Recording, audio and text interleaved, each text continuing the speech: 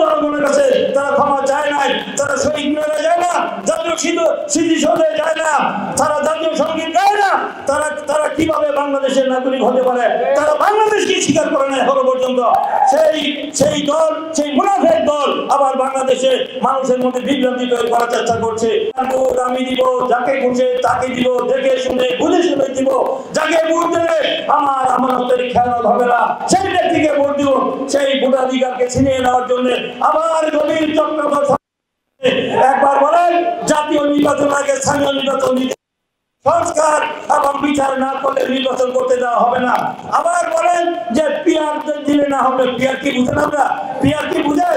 PR বাংলাদেশের ক্ষেত্রে দেশের প্রযোজ্য না বলা হয়েছিল। 13 বার সরকার পরিবর্তন হয়েছে।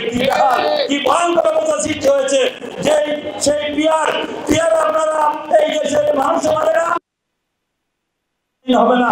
পিআর নিয়ে কোনো আলোচনাই হতে পারে না। পিআর নিয়ে আজকে কথা বলে বিভ্রান্তি ছড়াচ্ছে।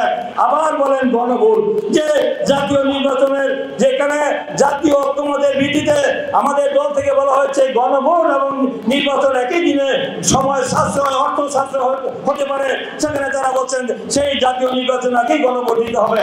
তার এই সব কথা বলে তারা বিভ্রান্তি ছড়াচ্ছেন জনগণের কাছে, কারণ তারা নির্বাচন চান না।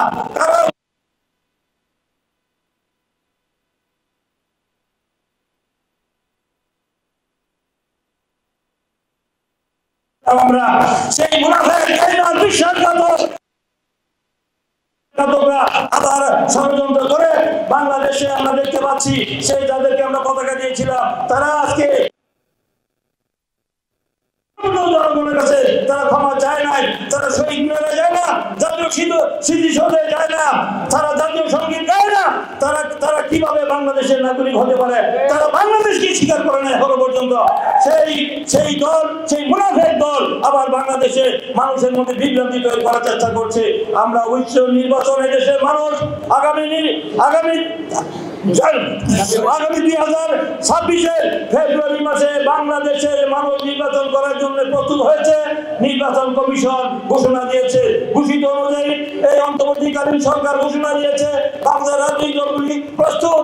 এখন কোন অজুহাতে কোন তার বাহানা করে নির্বাচন বর্জন করা, পণ্ড করা, প্রলম্বিত করার যে ষড়যন্ত্র, আবার ফেসিবাদের অপশক্তিকে বাংলাদেশে পুনর্বাসন করার যে ষড়যন্ত্র করছে, দেশি বিদেশি চক্রান্ত হচ্ছে, সেই চক্রান্তের সাথে যারা জড়িত থাকবে তারা জনগণ থেকে বিচ্ছিন্ন হয়ে যাবে, ইতিহাসের আস্থাগুলো বিক্ষিপ্ত হবে। তারা বাংলাদেশের জনগণ তাদেরকে মেনে দিবে না।